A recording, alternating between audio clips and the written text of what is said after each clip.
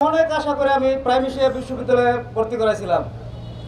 Primary বিশ্ববিদ্যালয়ে ভর্তি করালে যে ছেলে হারা হতে হবে, সন্তান হারা হতে হবে মা বাবার, এটা আমি আগে কখনো ভাবিনি। তাহলে আমি এটা ভাবলে আমি কোনোদিন এই বিশ্ববিদ্যালয়ে ভর্তি করাইতে আসতাম না। আমি কুয়েত প্রবাসী, আমি একজন কুয়েত প্রবাসী বাবা। আমি কুয়েতে আমার ছেলেকে মানুষ করার জন্য কুয়েতে আমি কঠোর পরিশ্রম করার পরে আমি এখন আমার সন্তানের লাশ উপহার পেলাম। আমার চোখের পানি শুকিয়ে গেছে। আমি এখন আর কোনো কিছু বলার মতো ভাষা আমার মুখে আসে না। কি বলবো? আমার ছেলে অপরাধ করছিল। আমার ছেলের একটা হাত কেটে ফেলতো, একটা বাউ কেটে ফেলাইতো। বাচ্চা থাকতো আমার আব্বা করে ডাক দিত। আমি বাড়িতে আসলে আমার আব্বা করে ডাক দিত। আমি আব্বা ডাকটা শুনতাম। আমার এই বুকটা কিভাবে খালি করে দিল তারা। আর তারা এই বুকটা কিভাবে খালি করে দিল। আমি তো বাকরুদ্ধ হয়ে গেছে। ওর মা তো পুরো পাগল হয়ে গেছে। এখন কেউ কিছু বললে ওর দিকে তাহলে ছুটেছে। তোরা ও উল্টা পাল্টা কোনো কথা বললে, মানে উল্টা পাল্টা কথা বলে, কোনো একসময় হাসে, একসময় কাঁদে, একসময় অজ্ঞান হয়ে যায়।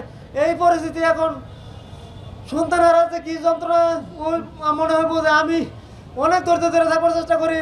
যখন আমার কান্না আসে, তো বুক ফাইটটা কান্না আসে, তখন থেকে আমার এখনই মনে হয় হার্ট অ্যাটাক করে মারা যাবো।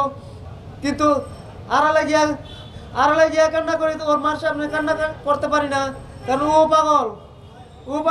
কখন কি করে কিছু বুঝি না। আমার সন্তানটাকে বাঁচায় রাখতো, আমার সন্তানটাকে খালি একটু বাঁচায় রাখতো। আমি মুখটা দেখতাম, একটা নজর মুখটা দেখে আমার লোক হইতো আব্বা আব্বা। ও কোনোদিন আমার সালাম দেওয়া ছাড়া কোনো কথা বলছে না। ফোনটা দিলে যে আব্বা আসসালামু আলাইকুম, কেমন আছো আব্বা, এই কথাটা আমার কইতো। আমি এই কথাটা শুনতাম, আমার কলিজাটা ঠান্ডা লাগতো। আমি বিদেশ থেকে কালি বাড়ির ছাদ করে গেছি, এই বাড়ির কাজটা পুরোটা সেই করছে। আমি তো ঘরের ভিতরে গেলাম, আমার কলজা বেটে যাম। আমার বাবা এই বাড়িটা করে হয়ে গেল। আর বাবা থাকতো না এই করে, তা তো এখন কি করে থাকে। বাবা ঘর করে হয়ে গেল বাবা।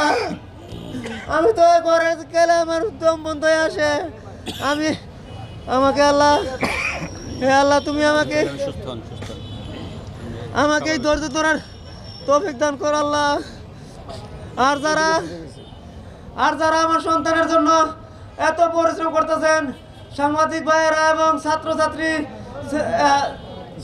আমার ছেলে মেয়েরা, তোমরা আমার ছেলে মেয়ের মতো, ছাত্র দলের ছেলে মেয়েরা, এবং আমাদের ছেলের জন্য জনাব তারেক রহমান সাহেব আমার ছেলের জন্য